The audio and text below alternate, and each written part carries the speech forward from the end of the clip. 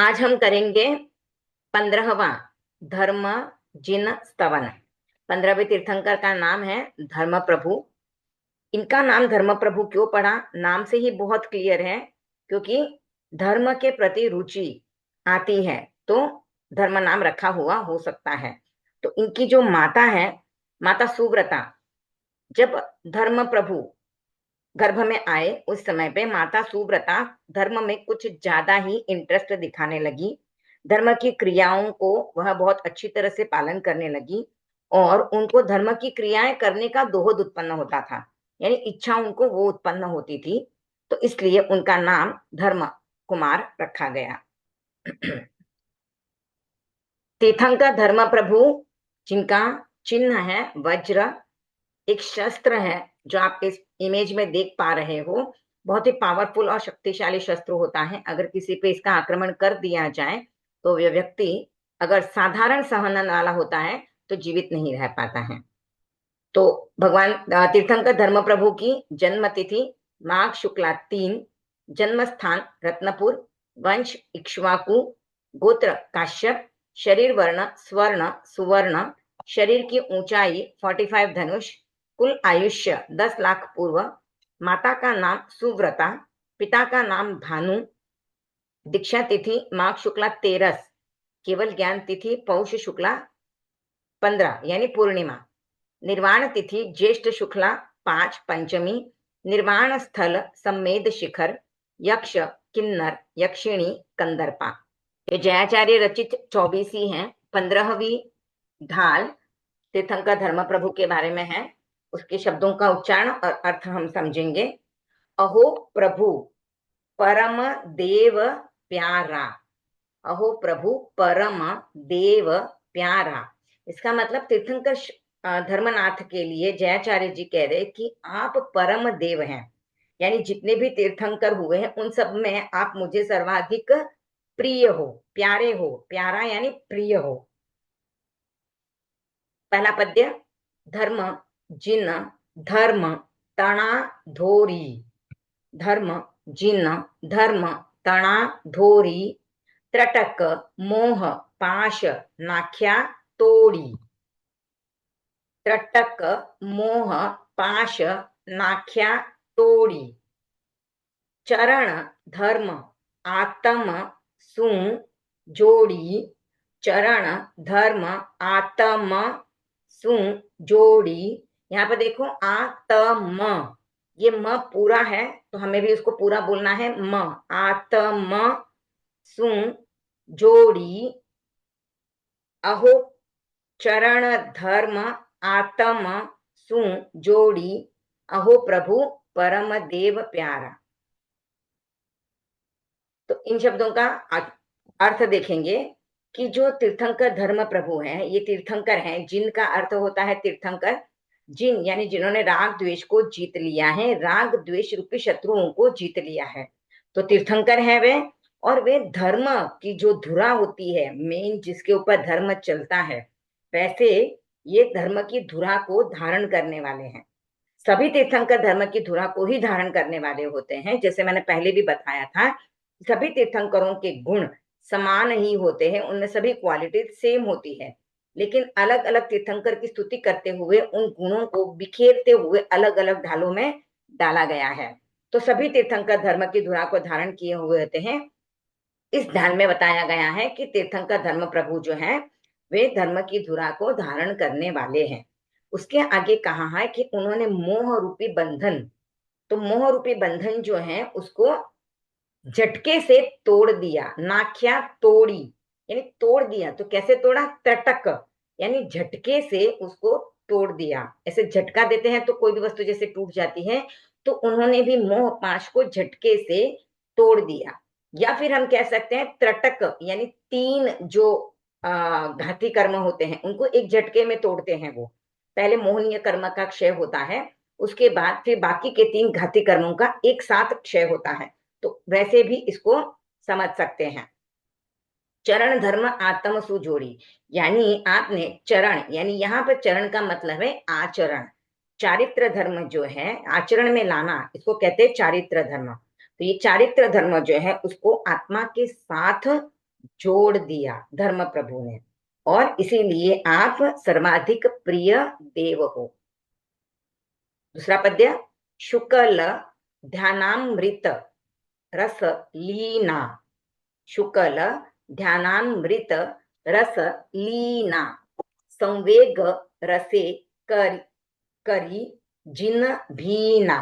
यहाँ पे देखो करी जो है उसका री रस्व है, तो हमें उसको जल्दी बोलना है, या तो फिर हम क को थोड़ा लंबा ले लेंगे तो री छोटा आएगा। संवेग रसे करी जिन भीना, प्याला प्रभु उपशम ना पीना, प्याला प्रभु उपशम ना पीना, अहो प्रभु परम देव प्यारा। तो यहाँ पर क्या किया तीर्थंकर धर्म प्रभु ने, या सभी तीर्थंकर जो करते हैं कि उन्होंने शुक्ल ध्यान रूपी अमृत रस में वे लीन हो गए।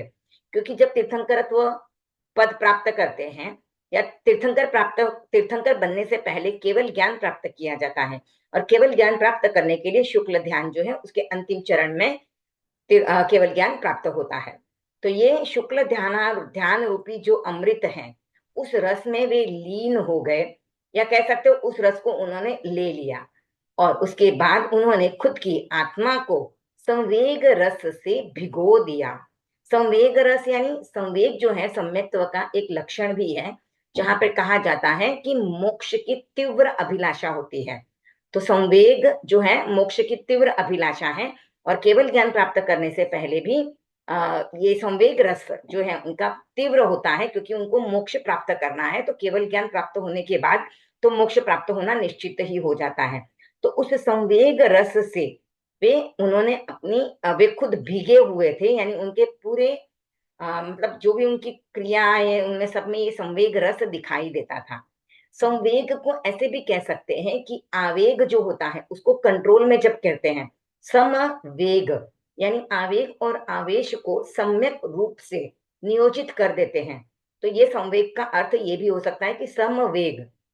बाकी आवेश और आवेग में जो व्यक्ति होता है, जो भी आत्मा होती है, उसकी जो क्रियाएं होती हैं वो कर्म बंधन करने वाली होती है, लेकिन वही आवेग और आवेश को जब नियंत्रित कर लिया जाता है, कंट्रोल में कर लिया जाता है, तो ये संवेग कहलाता है।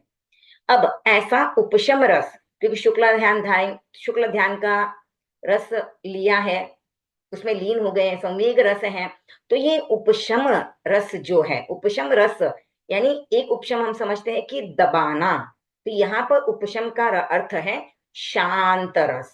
तो ऐसा जो शांत रस है उसका प्याला प्रभु ने भर भर के वैसे रस का पान किया, पिया उन्होंने, इसीलिए अहो प्रभु परम देव प्यारा।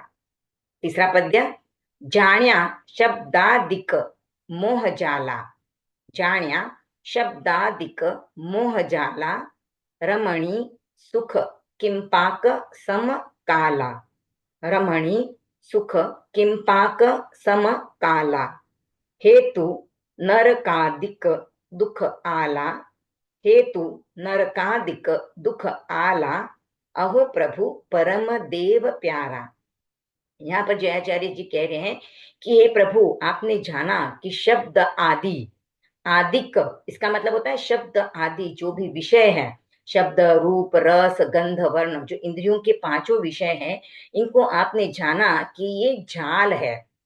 जैसे जाल में मकड़ी खुद फंस जाती है, या हम भी अगर किसी जाल में फंसे, या पशुओं के ऊपर भी जब जाल डाल दिया जाता है तो वो फंस जाते हैं, तो हम भी इस मोह रूपी जाल में फंसे हैं। किसके मोह में? तो पांचों इंद्रियों के विषय में फंसा हुआ रहता है व्यक्ति या जीव, तब तक उसे सही सुख की अनुभूति नहीं होती है, या मोक्ष को प्राप्त नहीं कर सकता है। तो तीर्थंकर प्रभु धर्म प्रभु ने शब्द आदि जो विषय हैं, इंद्रियों के विषय, उनको जाना कि ये मोह रूपी जाल है, मोह रूपी पाश है, जो आत्मा को जन्म मरण के चक्कर में बांधे रखता है। और साथ ही उन्होंने ये भी जाना कि रमणी सुख यानी जो वैषयिक, इन्हीं शब्दों, ये पांच इंद्रियों के जो विषय हैं, ये जो सुख हैं, ये किंपाक फल के समान काले हैं, यानी वे अनिष्ट करने वाले हैं। काला मतलब अंधकार होता है, प्रकाश एकदम प्रकाश हमको एक उज्ज्वलता देता है, प्रकाश दिखाता है और वह हित करने वाला होता है। तो काला अगर अंधकार कहे तो काला यानी हम उसे एक तरह से अनिष्ट कलर मानते हैं, अच्छा कलर नहीं होता है। काले कलर के भी अपने बेनिफिट है, पर हम व्यावहारिक भाषा में काला यानी खराब मानते हैं। तो यहाँ पर भी कहा है रमणी सुख। रमणी का एक अर्थ होता है स्त्री, भोग आदि, जो स्त्री से भोग भोगा जाता है, या पुरुष और स्त्री जो भोग भोगते हैं, तो स्त्री को रमणी कहा गया है, जिसमें रम जाते हैं। तो वैसा जो सुख होता है वह भी किंपाक फल के समान अहितकारी काला होता है। किंपाक फल जो होता है वो दिखने में एकदम सुंदर फल दिखाई देता है, और जब उसको खाते हैं तो वो मीठा लगता है, लेकिन उसका परिणाम होता है मृत्यु। तो वैसे ही हम अगर पांचों ही इंद्रियों की विषयों का सेवन करते हैं, स्त्री का सुख भोग रहे हैं,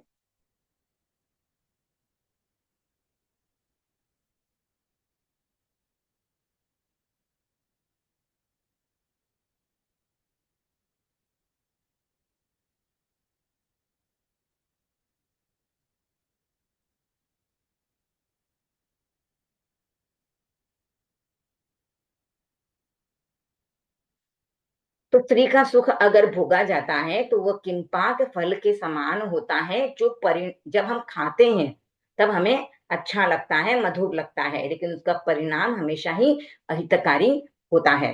तो हमें इस चीज का ध्यान रखना।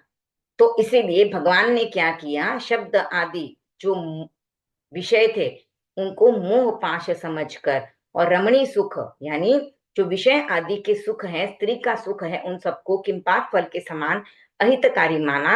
और क्या माना, हेतु नरकादिक दुख आला, यानी ये जो है ये नरक आदि में ले जाने के लिए हेतु यानी कारण है। और दुख आला यानी दुख उत्कृष्ट, आला यानी सर्वोत्कृष्ट, उत्कृष्ट जो दुख होता है, तो नरक के दुख को उत्कृष्ट दुख माना जाता है। तो अगर हम विषयों का सेवन करते हैं तो नरक आदि की ओर ले जाने वाला उत्कृष्ट दुख जहां पे मिलता है, वहां का ये कारण बनता है। अहो प्रभु परम देव प्यारा। चौथा पद्य, पुद्गल सुख अरि जाण्या स्वामी। पुद्गल सुख अरि जाण्या स्वामी, ध्याने थिर चित्त आत्म धामी। ध्याने थिर चित्त आत्म धामी, जोड़ी युग केवल नी पामी। जोड़ी युग केवल नी पामी, अहो प्रभु परम देव प्यारा।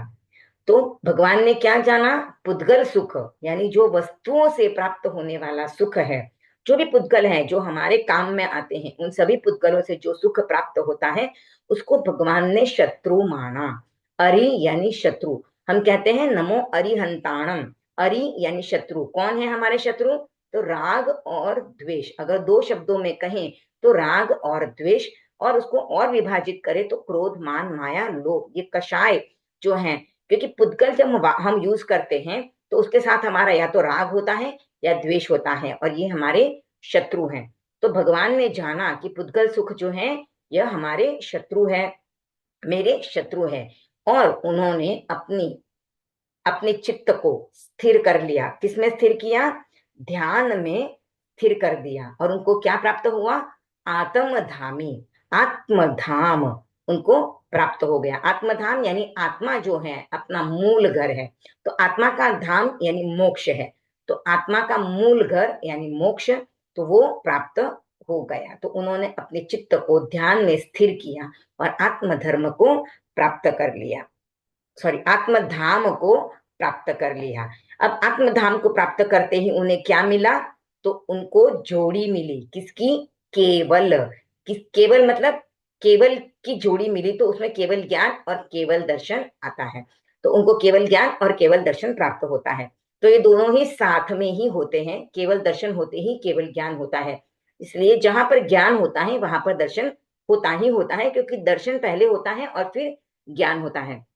दर्शन का अर्थ होता है सामान्य अवबोध, और ज्ञान का अर्थ होता है विशेष अवबोध। यानी किसी वस्तु को सामान्य रूप से जानना यानी दर्शन होता है, और विशेष रूप से जानते हैं तो ज्ञान होता है। तो पहले दर्शन होता है और फिर ज्ञान होता है। तो ये दोनों ही वस्तुएं साथ, ये दोनों ही साथ में ही आती हैं। तो भगवान को भी ये जोड़ी एक साथ मिली केवल ज्ञान और केवल दर्शन की। अहो प्रभु परम देव प्यारा। थाप्या प्रभु, पांचवा पद्य। थाप्या प्रभु चार तीरथ थायो, सॉरी तायो। थाप्या प्रभु चार तीरथ तायो, आख्यो धर्म जिन आज्ञा माह्यो। आख्यो धर्म जिन आज्ञा माह्यो। आज्ञा बारई अधर्म दुखदायो। आज्ञा बारई अधर्म दुखदायो। अहो प्रभु परम देव प्यारा। यहाँ पर क्या कह रहे हैं जयाचार्य जी कि आपने चार तीर्थ की स्थापना की। तो चार तीर्थ की स्थापना करके आपने क्या बताया? चार तीर्थ कौन से हैं? तो साधु, साध्वी, श्रावक और श्राविका। तो ये चार तीर्थ की स्थापना आपने की जब आपको केवल ज्ञान प्राप्त हो गया। सभी तीर्थंकर करते हैं, तो धर्म प्रभु ने भी जैसे ही केवल ज्ञान प्राप्त हुआ प्रवचन दिया, और प्रवचन देने के बाद चार तीर्थ की स्थापना हुई। अब उसमें उन्होंने बताया, आख्यो यानी आख्यान किया, बताया। क्या बताया? कि धर्म किसमें है? तो जिन आज्ञा में, जिनेश्वर देव की जो काम करने में आज्ञा होती है, वह आज्ञा, वह कार्य करना धर्म है। और आगे बताया आज्ञा बाहर यानी आज्ञा के बाहर भगवान ने जिस काम के लिए आज्ञा नहीं दी है, वह अगर आप करते हो तो वो अधर्म होता है। और वह अधर्म जो है वो दुख देने वाला होता है। धर्म का काम करोगे तो साथ में पुण्य का बंध होगा और सुख प्राप्त होगा, लेकिन अधर्म का काम करोगे तो पाप कर्म का बंधन होगा, और पाप कर्म का जब उदय होगा तब दुख मिलेगा। तो ये कहा भगवान ने कि भगवान की आज्ञा में धर्म है और भगवान की आज्ञा के बाहर अधर्म है, और अधर्म दुख देने वाला होता है। अहो प्रभु परम देव प्यारा। छठा पद्य। वीरत धर्म धर्म जिनंद ख्याता। वीरत धर्म धर्म जिनंद ख्याता। अव्रत कही अधर्म दुखदाता। अव्रत कही अधर्म दुखदाता। सावद निर्वद जू जुआ कह्या खाता। सावद निर्वद जू, सॉरी, सावद निर्वद जू जुआ कह्या खाता। अहो प्रभु सावद निर्वद जू जुआ कह्या खाता। अहो प्रभु परम देव प्यारा। यहाँ पे क्या कह रहे हैं जयाचार्य जी कि भगवान धर्म प्रभु ने कहा कि व्रत में धर्म है, और धर्म जिनंद यानी जो धर्म के जिनेश्वर है, जिन्होंने धर्म की प्ररूपणा की, उन्होंने कहा कि धर्म जो है वह व्रत में है। वीरत यानी व्रत लेना, त्याग करना, अव्रत रूपी, अव्रत से दूर होना, पापकारी प्रवृत्तियों से दूर होना। तो धर्म के जिनंद जो हैं उन्होंने कहा कि व्रत धर्म है, और उन्होंने क्या कहा? अव्रत अधर्म है, दुख देने वाला है। जैसे सावध्य और निर्वध्य कार्य जो करते हैं तो उनके खाते अलग अलग होते हैं। सावध्य यानी पापकारी कार्य, निर्वध्य यानी पाप रहित कार्य जिसमें किन्हीं जीवों की हिंसा नहीं होती है। एक इंद्रिय से लेकर पंचेंद्रिय तक कोई भी जीव की हिंसा नहीं होती है, वैसे कार्यों को निर्वध्य कहा जाता है। और जहां पर भी थोड़ी बहुत भी हिंसा अगर होती है तो उसे सावध्य कार्य कहा जाता है, या बड़े रूप में भी हिंसा होती है तो उसे भी सावध्य ही कहा जाता है। तो हिंसा थोड़ी हो या अधिक हो, वह कर्म का बंधन करने वाली है। तो सावध्य और निर्वध्य ये दोनों कार्य जैसे अलग है, इनके खाते अलग अलग हैं, वैसे ही व्रत और अव्रत का खाता भी अलग ही होता है। व्रत में धर्म है ऐसा भगवान ने कहा, अव्रत में अधर्म है और वह दुख देने वाला है। अहो प्रभु परम देव प्यारा। देखिए पांचवें पद्य में भी यही कहा है, भगवान की आज्ञा में धर्म है, भगवान की आज्ञा के बाहर अधर्म है। वापस कह रहे हैं कि व्रत लेना धर्म है, अव्रत में रहना अधर्म है, दुख देने वाला है। तो बार बार यही चीजें बताई जा रही है कि भगवान की आज्ञा में चलो, व्रत में रहो तो आप धर्म करोगे, धर्म करोगे तो पुण्य का बंध होगा। अलग से पुण्य का बंध होता है ऐसा कभी भी पॉसिबल नहीं है। पुण्य का बंध हमेशा धर्म के साथ ही होता है, धर्म की क्रिया से होता है, और वैसी क्रिया से होता है जिससे हमारी आत्मा का कल्याण होता है। हमारी आत्मा का कल्याण हो या सामने वाले की आत्मा का कल्याण हो, किसी की भी आत्मा का कल्याण होता है जिस कार्य से, वह कार्य धर्म के अंतर्गत आता है। तो उसी कार्य से पुण्य का बंध भी होता है, और वह पुण्य जो है हमें सुख प्रदान करने वाला होता है, कभी सुख सुविधा देता है, या कभी हमारे कर्मों का अक्षय पशम ऐसा आता है, या हमारे पुण्य ऐसे उदय में आते हैं कि हमें अच्छा वातावरण मिलता है, धर्म का साथ भी मिल जाता है, धर्म की क्रियाएं करने का भी अवसर मिलता है। जैसे हम कहते हैं कि कोई तपस्या करता है तो उसे तपस्या में सहयोग दीजिए। अगर हम उनको तपस्या में सहयोग देते हैं तो एक तरह से हम उसकी आत्मा का कल्याण करने में उसका सहयोग करते हैं। इसमें हमारी भी आत्मा का कल्याण होता है। भले ही अव्रती व्यक्ति है, अव्रती व्यक्ति है तो भी वह व्रत कर रहा है, यानी वह तपस्या कर रहा है, तो हम उसको सहयोग देते हैं। तो सहयोग देने से क्या होगा, हमें भी कभी ना कभी, कहीं ना कहीं, जब हम भी तपस्या करना चाहेंगे तो हमें भी धर्म में सहयोग मिलेगा। इसीलिए धर्म में किसी को भी सहयोग करना अच्छी बात है। लेकिन जब कोई व्यक्ति पालना करता है, जैसे अव्रती व्यक्ति ही पालना करे, जैसे ऐसा ही हमें हम ही हैं, जैसे मैं भी पालना करूं तो हमें पालने का अनुमोदन हम करते हैं, तो वह उसमें जीवों की हिंसा का अनुमोदन करने का हमें दोष लगता है। तो वहां पर हमें पालने का अनुमोदन नहीं करना चाहिए। और अगर हम कहीं पर भी जा रहे हैं किसी के पालने में, तो हम ये समझ के जाएं भाई व्यवहार है, ये असंयमी जीव है, मैं नहीं बोलूंगा तो भी ये तो पालना करने वाला है, तो आप व्यवहार निभाने के उद्देश्य से जा रहे हैं, उनकी पालना का अनुमोदन आपको जितना संभव हो सके बचना चाहिए। तपस्या का अनुमोदन करने में धर्म है, पर पालने का अनुमोदन करने में धर्म नहीं है। अब वही अगर साधु साध्वियों की तपस्या है उसकी आप अनुमोदना करते हो तो वह धर्म है। क्योंकि जो व्रती व्यक्ति है, संयमी व्यक्ति है, उनका खाना पिलाना सब कुछ धर्म ही है, क्योंकि वे तो संयमी जीव हैं, क्योंकि उनका शरीर आगे जाकर कोई भी पापकारी प्रवृत्ति नहीं करेगा। हमारा शरीर भी एक शस्त्र ही है। हम असंयम का पोषण करते हैं तो वह आगे जाकर हिंसा करेगा, पापकारी प्रवृत्तियां करेगा। जैसे अभी मेरे पालने का अनुमोदन करते हो, मैंने पालना किया, तो मैं आगे चलकर खाना बनाऊंगी, कपड़े धोऊंगी, बर्तन घिसूंगी, या ऑफिस का काम करूंगी, कुछ भी करूंगी, वहां पर हिंसाकारी प्रवृत्ति होने वाली है। लेकिन अगर साधु साध्वियों के पालने का हम अनुमोदन करते हैं तो उनका पालना होता है, उसके बाद भी वो 3 करण 3 योग से महाव्रतों का ही पालन करते हैं, जीवों की हिंसा उनसे नहीं होती है, तो उनके पालने का अनुमोदन करने में हमें धर्म मिलता है, धर्म की क्रिया होती है। लेकिन असंयमी के पालने का अनुमोदन करते हैं तो हमें उसका दोष ही लगता है। तो हमें इन चीजों को अवॉइड करना चाहिए जितना हो सके। बाकी तो संसार में बैठे हैं तो हम ये सब क्रियाएं करते भी हैं, पर जिनको समझ आ जाए वो इन सब चीजों से दूर रहें। और एक बात ये भी समझ लीजिए कि असंयमी को पालना, उसका पालना कराना धर्म नहीं है। इसलिए आप जब भी किसी को पालना कराने जाते हो तो आप ये मत समझिए कि मैं उनको पालना कराऊंगी तो मुझे कोई बेनिफिट मिलेगा। उनको पालना कराने में आपको कोई भी बेनिफिट नहीं मिल रहा है। और जैसे हम जानते हैं कि जो क्रिया जैसी है, जो तत्व जैसा है उसको वैसा समझना यानी सम्यक्त्व है। तो पालना कराने में, असंयमी जीव को पालना कराने में धर्म नहीं है, तो हमको यही समझना है धर्म नहीं है, लौकिक धर्म है, लौकिक व्यवहार है, हमको निभाना पड़ता है, जाना पड़ता है, तो हम जाते हैं। क्योंकि अ, अब जैसे देखो तपस्या के निमित्त कोई अगर बड़ा खाना भी रखते हैं, भोज आयोजित करते हैं, 100-500 लोगों को बुलाते हैं, तो वहां पर भी हम जाते हैं, तो वहां पे जो भी हिंसा हो रही है उसके भी हम भागीदार बनते हैं।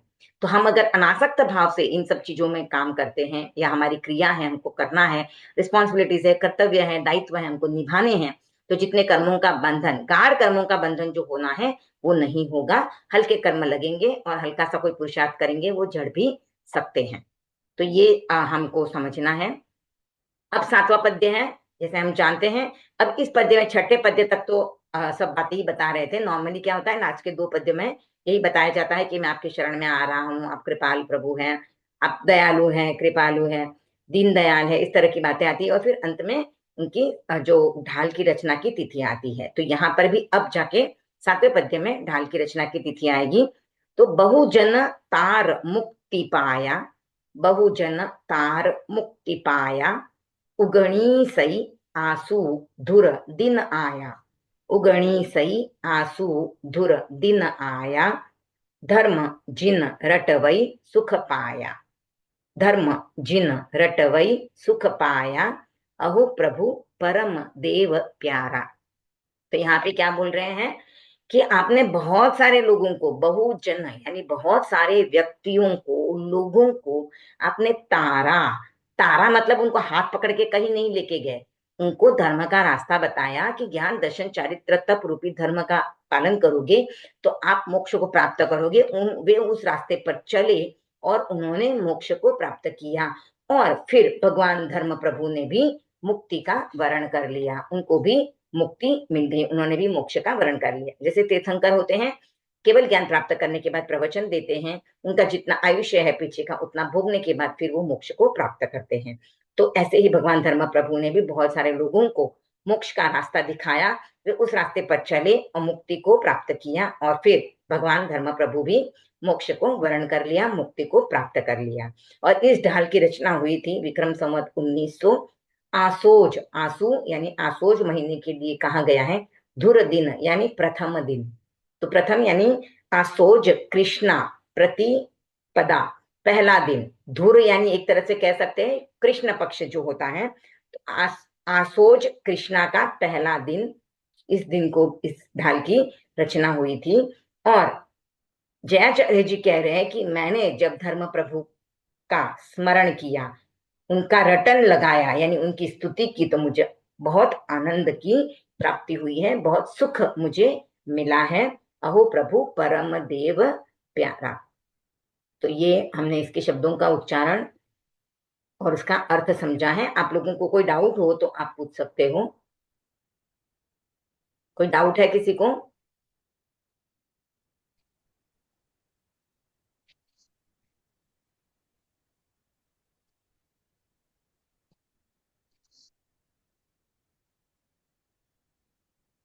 डाउट है किसी को कोई? हाँ पूछिए रेखा जी। अब अभी ऐसे अभी विक्रम संवत बोल रहे हैं ना, हाँ विक्रम संवत, हाँ। क्योंकि हमने इस विक्रम संवत एक बार सुना फिर, लेकिन क्लियरली अभी फिर से भूल गए, क्योंकि सब 24 ही में आ रहा है विक्रम संवत। विक्रम संवत का अर्थ होता है राजा विक्रमादित्य जो हुए थे उनके बाद जो समय की गणना की जाती है उसे विक्रम संवत कहते हैं। अगर वी नी लिखते हैं तो वीर निर्वाण, वीर निर्वाण के बाद कितना समय हुआ, तो ये जब उसकी गणना की जाती है तो उसे वीर निर्वाण कहा जाता है। और विक्रम संवत यानी विक्रमादित्य राजा के बाद जो गणना चालू की गई है उसे विक्रम संवत कहा जाता है।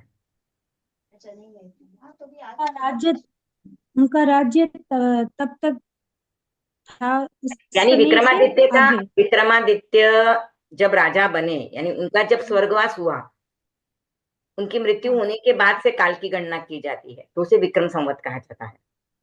उससे पहले गणना नहीं। उसके पहले वीर निर्वाण से गणना की जाती थी। जैसे अभी ईसा पूर्व बोलते हैं, ईसवी सन जो अभी चल रहा है, हम बोलते हैं ना अभी 2024 हाँ, चल रहा है, इसको ईसवी सन कहते हैं। तो ईसा पूर्व यानी ईसा क्राइस्ट होने से, क्राइस्ट के होने के बाद जो टाइम गणना चालू किया है, तो क्राइस्ट यीशु क्राइस्ट जो हुए हैं उसके बाद का ये समय है, यानी 2024 साल बीत गए हैं। है ना? और वीर निर्वाण और विक्रम संवत में 470 साल का डिफरेंस आता है। साल का एक सेंचुरी होता है। हाँ सो 100 इयर्स का एक सेंचुरी है। हाँ, 100 ईयर्स का एक सेंचुरी होता है। हाँ, तो विक्रम संवत की भी ऐसी कुछ गणना है क्या, ऐसे पूछ रही हूँ। कुछ विक्रमादित्य के बाद गिनते हैं, जैसे अभी कौन सा चल रहा है, 2081 चल रहा है ना, हाँ, 2018 चल रहा है, तो 2080 साल पहले विक्रमादित्य राजा हुए थे। 15वां धर्म जिन स्तवन, इसका चिन्ह है वज्र, एक तरह का शस्त्र होता है जिसे वज्र कहा जाता है।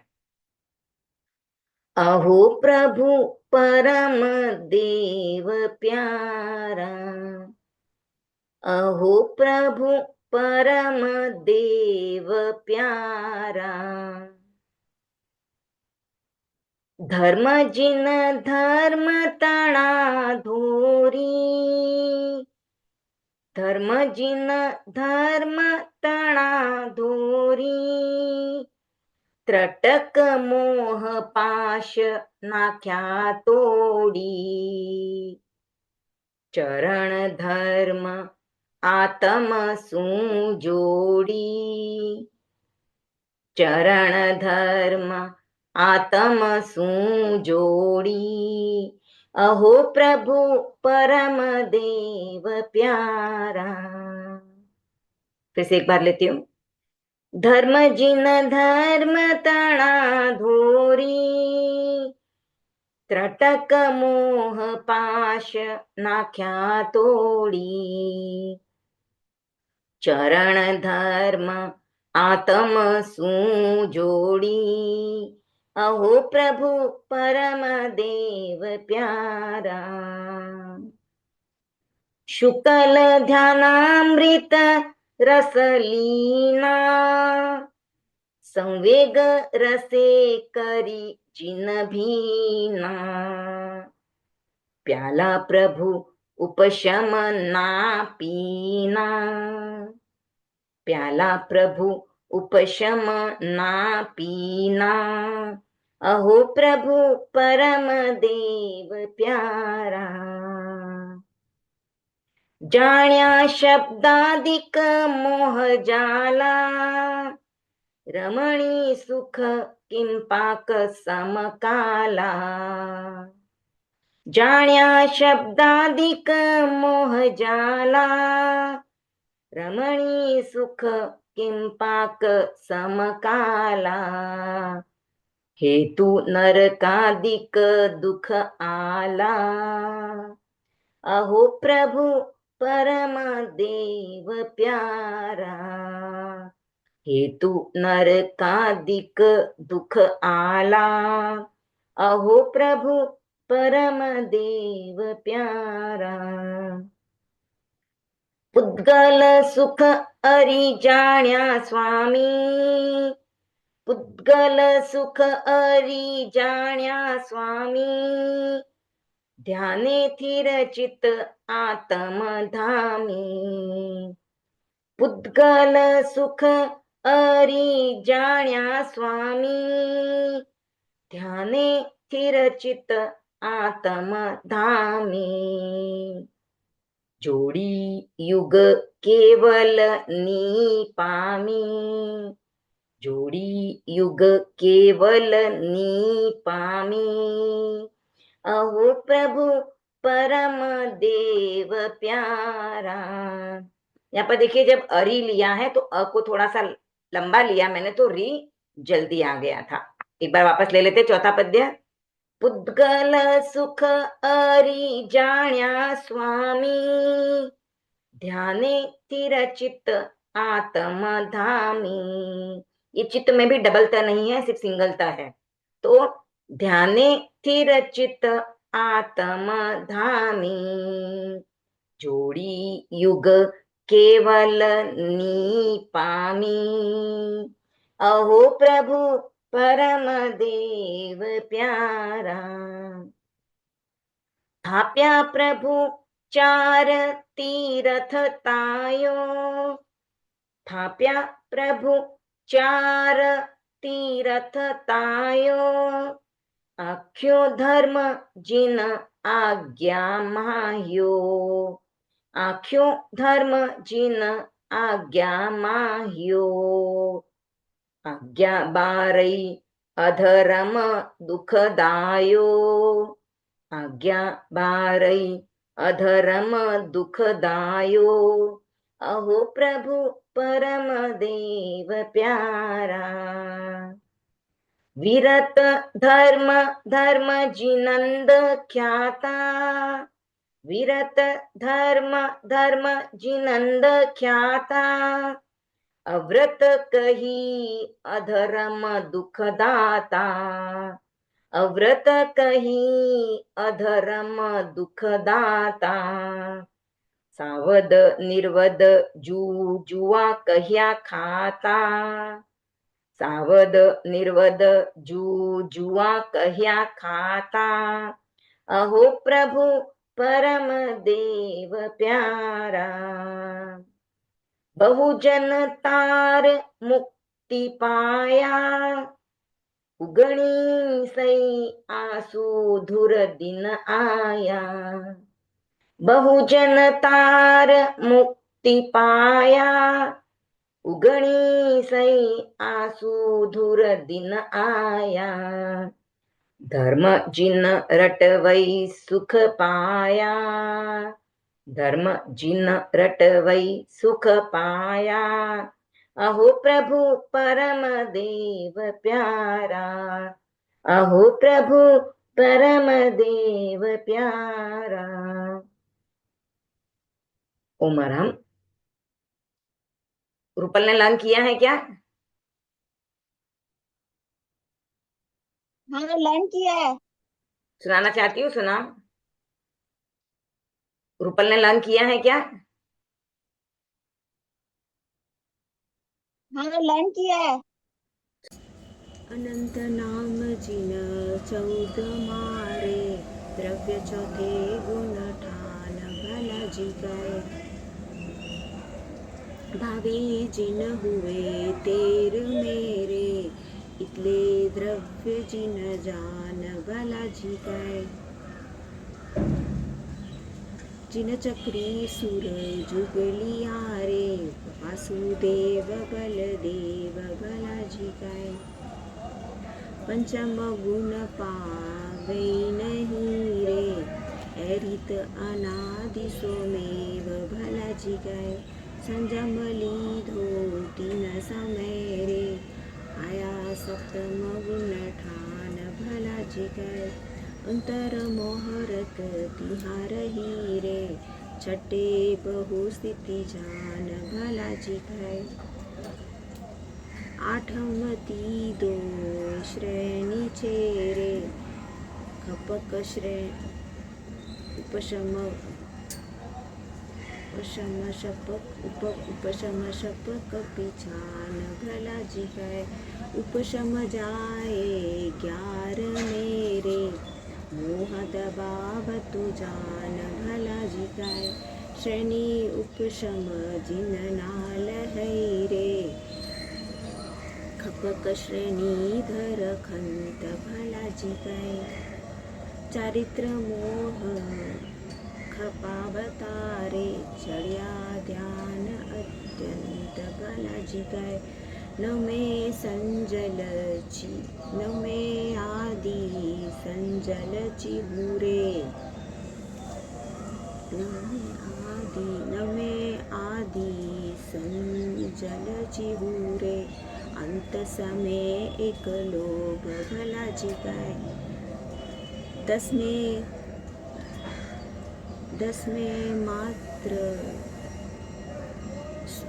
में सूक्ष्म मात्र तेरे, सागर उपयोग शोभ भला जी गए। एकादश में उल्लंघन रे, 12 में मोह खपाय भला जी गए।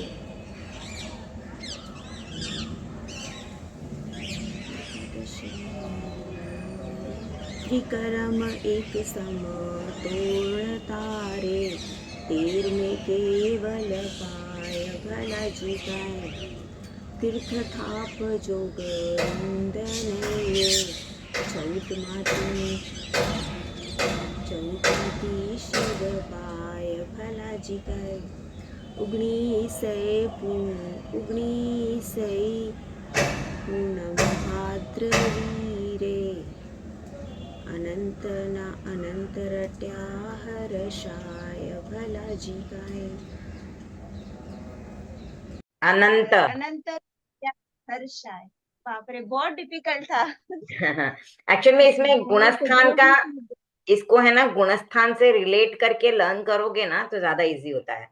और एक हाँ और मैंने फिर बात, वो रेखा जी से बात की थी, हाँ वो हाँ समझ ही नहीं आ रहा। आपकी क्लास होती है तो जब दूसरा कुछ करती है, करना पड़ता है, तो कोई वापस से बहुत ही कंफ्यूजन था। फिर उन्होंने बताया कि ये सब होता है। अच्छा अच्छा। फिर इजी हो गया था वो लर्न करना। हाँ हाँ, इसको कैसे गुणस्थान से रिलेट करके करोगे ना तो इजी हो जाता है। और दूसरा ये है कि जो तिथि की हम याद रखते हैं ना, कौन सी तिथि है, तो 9 से लेकर हाँ 14 तक 6 ढालों की तिथि उगनी से पूनम भाद्रवी ही है। तो वो भी इजी हो अच्छा जाता है कि 9 से लेकर 14 तक सेम ही तिथि है। अब थोड़ा बहुत आगे पीछे हो सकता है, लेकिन है उगनी से पूनम हाँ भाद्रवी ही है। तो ऐसे भी याद रख सकते हो। दूसरा एक और बताना चाहूंगी, जैसे आप लर्न कर लेते हो, अभी जैसे तुम्हारा लर्न हो गया था हाँ रुपए, तो रात को सोने हाँ से पहले, सोते हो ना जब तक नींद नहीं आती है, तो तब तक हाँ को ही रिवाइज करो। तो इसको रिवाइज करोगे ना हाँ। तो सो जाते हो, उसके बाद भी अपना जो अनकॉन्शियस माइंड है वो उसी पे वर्क करता रहता है, और फिर वो पक्का हो जाता है। समझ में आई बात? अच्छा जैसे ठीक है, एक मतलब पद्य लर्न किया। सोने से पहले चितारू उसको रिवाइज हाँ, करती रहो। चितारो करो, चितारो बगैर देखे करो, और जहां अटक जाओ तो ऐसे लगता है अटक रहे हो, तो बुक को पास में रख लो और वो वर्ड को देख लो। तो उस समय पे जो वर्ड देखा हाँ है ना वो बराबर से याद रह जाता है, धीरे धीरे आदत पड़ जाएगी। पर अच्छा कभी भी कुछ भी नया लर्न किया है ना, तो सोने से पहले आपको कुछ काम नहीं होता है, आप आंख बंद करके सोए हुए रहते हो, तो उस समय लाइट भी बंद रहती है, आपके हाथ में बुक नहीं होती है, तो आपने जो पहले का लर्न किया हुआ उसको रिवाइज करो। तो ऐसे रिवाइज करते रहोगे ना, जैसे अच्छा। एक, जैसे दो दो एक साथ लर्न करना है ना, एक साथ होता ही नहीं है, वो दो करती हूँ तो दो ऐसा लगता है, दूसरा तीसरे तो में आ जाती हूँ, इसीलिए फिर इसीलिए ऐसा है ना, अभी देखो 7 दिन का टाइम होता है, 7 दिन में अगर हाँ एक एक लर्न कर रहे हो या दो एक साथ लर्न कर रहे हो, तो दो लर्न कर रहे हो तो रात को सोने से पहले वो दो को रिवाइज करो। तो वो दो को हाँ ठीक रिवाइज है किया, बार बार रिवाइज करोगे तो वो पक्का हो जाएगा, और सुबह जब उठोगे ना तब लगेगा अच्छे से आ रहे हैं मेरे को दोनों पद्य। फिर अगले दिन जब ठीक है। 3 और 4 लर्न करते हो, तो एक और दो रिवाइज करके फिर 3 और 4, तो इसमें क्या करना है, जब अगले दिन अपने 3 और 4 रिवाइज लर्न किए ना, तो पहले उनको रिवाइज करो बार बार 3 और 4 को। हाँ हाँ हाँ फिर वो रिवाइज करने के बाद ठीक भी है। अगर नींद नहीं आ रही है तो वापस 1 2 3 4 ऐसे रिवाइज करो। हाँ तो ऐसे क्या है, हाँ फिर समझ। वो रात को जब हम सोते हैं ना तो फिर वो दिमाग के अंदर वही चलता रहता है, हमने दिमाग को वही फीड दिया ना, तो वही फिर चलता रहता है, चलता रहता है, और सुबह तक उठते हैं तो अपने को लगता है बहुत अच्छे से आ रहा है। फिर भी देखो कभी कभी हो सकता है कि आपको आपने रात में सोने से पहले चितारा उसको, फिर भी सुबह में नहीं आ रहा, तो एक बार वापस सुबह उठ के उसको देख लो। तो बार बार देखने से हाँ क्या होगा ना वो, क्योंकि कोई भी चीज पक्की कब होगी, जब उसका उतना रिवीजन आप करोगे। तो बार बार रिवाइज करने से क्या होगा, वो पक्का होता जाएगा, और एंड में ऐसा लगेगा हाँ मुझे बहुत अच्छे से आ रहा है। ओके। ठीक है ना, थैंक यू, ट्राई हाँ करके देख बराबर। लो। ये भी अच्छा एक हाँ तरीका है लर्न करने का। और हाँ फिर अब जैसे आज आज आपने 14 सुना दी, ठीक है ना, तो अभी आज रात सोने से पहले भी 14वां पूरा रिवाइज करो। और अभी सुनाया है उसके बाद बुक से एक बार उसको पढ़ो, कहाँ पे अटकी थी, मुझे कहाँ नहीं आया था, तो उसको वापस एक बार देख लो। फिर सोने से पहले इसको बार बार रिवाइज करो, ठीक तो है। ये इजी हो जाएगा। और जैसे अभी आज 14वां रिवाइज किया, तो कल लर्न करोगे नया वाला, तो पीछे वाली भी कोई एक साथ में चितार लिया करो, क्योंकि 13 12 11 ये भी फिर विस्मृति में चली जाती है। अगर उसको, हम्म क्योंकि जो अभी रिसेंट में याद किया होता है ना, उसको अगर रिवाइज नहीं करते हम्म तो वो जल्दी निकल भी जाता है दिमाग से, क्योंकि हमारा दिमाग क्या करता है, हमने जो लर्न किया है उसको एक बार शॉर्ट टर्म मेमोरी में रखता है। तो शॉर्ट टर्म मेमोरी में जो चीज है उसको अगर आप बार बार रिवाइज नहीं करोगे ना, तब तक वो लॉन्ग टर्म मेमोरी में नहीं जाता है। तो उसको लॉन्ग टर्म हम्म मेमोरी में ले जाने के लिए उसको आपको बार बार रिवाइज करना पड़ता है। तो आप बार बार रिवाइज करोगे ओके। नई जो चीज की है, तो लॉन्ग टर्म मेमोरी में एक बार हम्म चली गई, तो फिर उसको आपको उतना रिवीजन की जरूरत नहीं पड़ेगी, पर आपको उसको भी फिर भी रिवीजन करते रहना चाहिए। क्योंकि लॉन्ग टर्म मेमोरी में जो चीज चली गई है उसको भी अगर आप रिवाइज नहीं करोगे ना, तो थोड़े टाइम के बाद वो भी विस्मृति में चली जाती है। इसके लिए नियमित स्वाध्याय होना चाहिए, पहले की याद की हुई चीजों को भूलना नहीं चाहिए। तो हमारी कोशिश ये रहे कि हमने अच्छे से लर्न की है, तो इन चीजों को हम एक टाइम दे दें कि इतने टाइम के बाद मुझे रिवाइज करना है। 15 दिन में भी करूंगी तो भी चलेगा, एक बार पक्का हो जाने के बाद आप 15 दिन में करते हो तो भी चलता है। लेकिन ऐसा होता है कि आपने कोई भी चीज लर्न की है और उसको आप नहीं करते हो 1 महीना 2 महीना 3 महीना, तो वो भूल जाते हैं। तो इसके लिए जो चीजें मेहनत से लर्न की हुई हैं उनको रिवाइज करते रहने का है, ताकि हमको फिर वापस उनको लर्न करने के लिए मेहनत नहीं करनी पड़ती है। जो लोग नहीं रिवाइज करते हैं, जैसे मैं मेरा ही एग्जांपल दूं, चीजें तो याद कर लेती हूँ लेकिन रिवाइज करने का याद ही नहीं रहता है, तो चीजें भूल जाते हैं। लेकिन अगर वही उनको थोड़ा सा टाइम निकाल के एक बार बुक से देख के ही रिवाइज कर ले, लर्न किया हुआ है ना, तो हम्म सिर्फ बुक से देख के भी एक बार पढ़ ले फटाफट फटाफट, तो भी वो लॉन्ग टर्म मेमोरी में बना रहता है। तो हमको ये कोशिश करनी है कि जो याद करते हैं, क्योंकि बहुत मेहनत से याद करते हैं हम लोग, तो उसको नहीं भूलना चाहिए। तो इसके लिए रिवाइज करते रहो। भले ही जब रिवीजन करते हो तब जरूरी नहीं है कि आपको बगैर देखे ही उसको रिवाइज करना है, आप देख के भी रिवाइज करते हो ना, तो भी वो रिवीजन होता है और आपका याद किया हुआ अच्छे से सुरक्षित रह जाता है। तो ये एक आप करके एक्चुअली क्या है, देखिए। जब एक जब पढ़ते हैं ना तो दूसरे के राग भी है ना मिक्स हो जाता है, इसलिए मुझे थोड़ा टेंशन होता है। मैं इसके एक लिए पढ़ती हूँ तो मैंने एक ही का रहती हूँ। इसके लिए मैंने क्या बोला, शुरुआत में बार बार रिवीजन करनी पड़ेगी, बार बार बार बार हाँ रिवाइज करते रहो। तो जितना ज्यादा रिवीजन होगा ना, उतनी वो राग मुंह पे पक्की बैठ जाएगी। और अगर रिवीजन कम होगी तो राग नहीं बैठेगी और पहले वाली राग दूसरे में आ जाएगी। ये तो होना ही है। नया सीखते तो होता ही है, बहुत बार होता है, भूल भी जाते हैं, अटकते भी हैं, लेकिन बार बार रिवीजन करने से वो पक्का हो जाएगा। जैसे अभी तुमने ठीक आज है। चौदहवां सुनाया है, तो अभी सुबह जब कल पढ़ोगी तो पहले 13वां देख लेना, स्टार्टिंग वाले भी पढ़ लेने का, फिर नया लर्न करने को लेने का। तो उससे इजी हो जाएगा, फिर तो वो भी नहीं भूलेगी और उनकी राग भी पक्की बैठेगी, ये राग भी पक्की बैठ जाएगी। ओके। ट्राई करके देखना, फिर बताना कैसा लगा। अगले संडे मतलब हमारी मंडे को जब भी क्लास होगी, तो किस तरह से वर्क किया, ये कैसा बेनिफिट मिला, देखना। और दूसरा एक और कर सकते हो, जैसे मैंने पहले भी बताया था, किचन का अपना जब काम करते होते हैं ना, वहां पे एक पेपर पे लिख के एक एक श्लोक, एक एक पद्य लिख दो, या पूरी गीतिका का वो पद्य ही एक प्रिंट आउट निकाल लो और वहां पे लगा दो। वैसे भी कर सकते हो, या एक पद्य लर्न करना है तो एक पद्य ही लगाओ, उसको ही बार बार बार बार बार बार बोलो, दिन में जितनी बार भी टाइम मिले उसी को बोलो। दो पद्य, एक पद्य, हाँ जितना भी लर्न करना चाहते हो उसी को बार बार बार बार बार बार बोलते जाओ, तो वो जल्दी लर्न होगा। ठीक। मतलब ऐसे हो कि हमारे बैक ऑफ द माइंड वही चलता रहे, तो इजी हो हम्म। जाएगा। नई चीज लर्न करने को टाइम भी लगता है, तो बैक ऑफ द माइंड वही चलता रहे, अगर ऐसा रहे हमारा दिन भर में क्रम, तो इजीली लर्न कर सकते हैं। थोड़ा सा डेडिकेटेड होके करना पड़ता है, कि हमारे कामों के साथ भी हम कर ले, टाइम भी मैनेज हो जाए, काम भी हो जाए, ये भी लर्न हो जाए। तो अलग से टाइम भी स्पेंड नहीं करना पड़ता है उसको, सिर्फ फिर रिवाइज करने के लिए टाइम लगाना पड़ता है थोड़ा सा।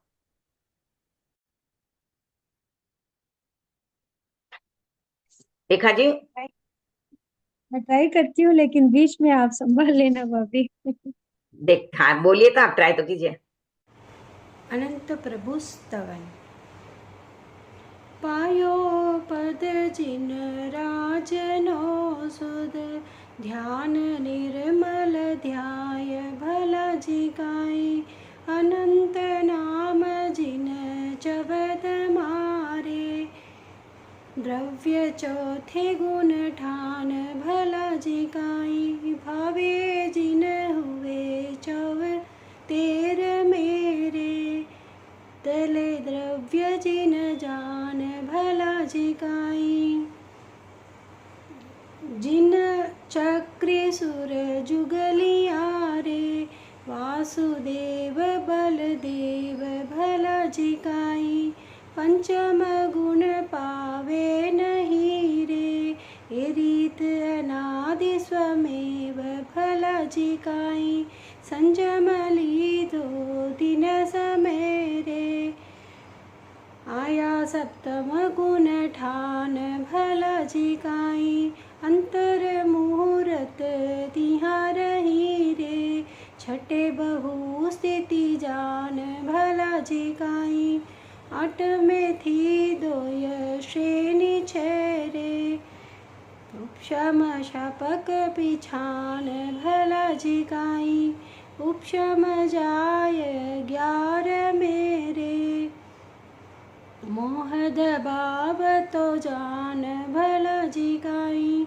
श्रेणी उपशम जिन नाल है रे, खपक श्रेणी धर खंत भला जिगाई। चारित्र मोह खपाव तारे, चढ़िया ध्यान अत्यंत भला जिगाई। नव में आदि संजल चिहुरे, अंत समय एक लोभ भला जिगाई। 10 में सूक्ष्म मात्र तेरे, सागर उपयोग शोभ भला जिगाई। 11 उल्लंघने रे, 12 में मोह खपाय भला जिगाई। त्रिकर्म एक सम तोड़ तारे, 13 केवल पाय भला जिगाई। तीर्थ थाप जोग रुंदने रे, शब्द माथी शिव पाय भला जी काई, विनी से पूनम भाद्रवी रे, अनंत रट्या हर्षाय भला जी काई, पायो पद जिन राजनो सुध, ध्यान निर्मल ध्याय भला जी काई।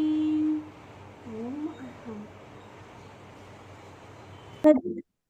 अभी जैसे आपने बोला ना ये, तो अभी इसको बुक हाँ भाभी, खोल के अभी ही इसको वापस रिवाइज कर लेना जैसे ही टाइम मिले। वही करना। अरे बेटा अभी रिवाइज करोगे फिर सोते समय इसको वापस बोलना, पहला दूसरा तीसरा क्या क्या पद्य है, और इसका सीक्वेंस बिठाओ हाँ, क्योंकि ये गुणस्थान के बारे में है। पहला गुणस्थान यहाँ पे हमने बराबर। पाठ किया, चौथे गुणस्थान से बात स्टार्ट हो रही है। फिर उसके बाद कौन कौन नहीं लेता है पांचवा गुणस्थान, ये बात बताई है। फिर उसके बाद जब वो संयम लेते तो कौन सा आता है, तो ये सीक्वेंस बिठाओगे क्योंकि इसमें सीक्वेंस बिठाना आसान है। गुणस्थान है इसके, इसमें सीक्वेंस बिठा सकते हो और इजीली लर्न हो जाएगा। और रात को सोने से पहले 2 या 3 वही बार तो, आठ के चार, चौथे पद तक समझ में आ जाता है, वो आठवें पाए में दो श्रेणी रहते हैं, उधर तक समझ में आ जाता है। फिर बाद में नवमे नवमे और 10वें में वही थोड़ा पद का वर्ड्स मैनेज करेंगे। हाँ क्योंकि बार बार करोगे ना हो जाएगा। अभी रात को सोने से पहले इसको कम से कम 3 4 5 बार रिवाइज करना, जब तक नींद नहीं आती है तब तक बार बार माइंड में चलता रहे, करते रहो सोते हुए। बोलना जरूरी नहीं, माइंड में ही रिवाइज करते रहो बस, तो आ जाएगा। और बुक को पास में रखो, जहां अटकते हो ना तुरंत खोल के देखो।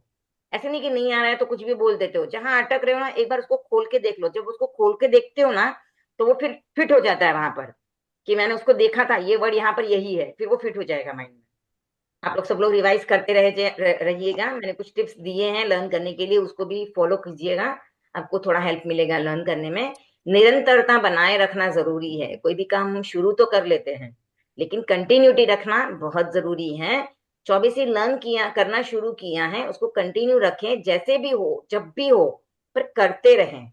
क्लास हमारी हो जाए उसके बाद भी लर्न करते रहना है, क्योंकि क्लास के साथ साथ आपका लर्न नहीं भी हो, क्योंकि हर वीक में लर्न करना है तो हमारे भी बहुत सारे काम होते हैं तो नहीं हो सकता है। पर उसको ब्रेक नहीं करना है, तो जितना टाइम लगे लगने दीजिए, पर कंप्लीट करना है। हमारा टारगेट ये होना चाहिए कि हमको कंप्लीट करना है। भले ही 1 साल में हो 2 साल लगे, पर कंप्लीट जरूर करना है। ये लक्ष्य बना के चलेंगे ना तो लर्न होगा। और जैसे मैंने बताया आप कभी भी कांटेक्ट कर सकते हो, यूट्यूब पे भी ये वीडियो बने रहेंगे, तो आप कभी भी इनको ओपन करके वापस एक बार समझ सकते हो। अर्थ को समझा, एक बार पढ़ा, आंखों के सामने आता है तो और इजी रहेगा, वापस उसको लर्न करना भी आसान हो जाएगा। तो इन चीजों का ध्यान रख के अगर करेंगे तो जरूर 24 से लर्न करके हमारी हो जाएगी। और इसके नहीं, भाभी मैं और रूपल जी डिस्कस कर रहे थे, तो उनको मुझे जितना समझ में आया गुलिस्तान मैंने समझा है। अगर आपको कभी समय मिले तो गुलिस्तान का हमें थोड़ा समझा देना, समय कभी ब्रेक मिले तो। हाँ हमने तभी समझा ही था। गुणस्तान। एक पूरा गुणस्थान का समझना है ना, मेरा गुणस्थान का वीडियो है यूट्यूब पे, उसको देख लीजिएगा, बहुत इजीली समझ में आ जाएगा। एक बार उसको देख लीजिएगा, फिर भी कुछ डाउट हो ना तो नेक्स्ट क्लास में पूछ लीजिएगा। फिर मैं एकदम शॉर्ट में समझा दूंगी कि कैसे जाता है।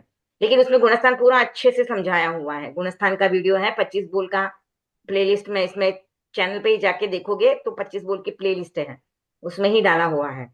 13 तक बोल डाले हुए, 14 तक बोल डाला हुआ है। 14 तक करवाए हैं मैंने, स्नातक का क्लास लिया था तो 14 तक बोल डाले हुए हैं, तो वो देख सकते हो आप लोग। फिर भी कहीं कुछ डाउट हो तो पूछ सकते हो फिर बाद में।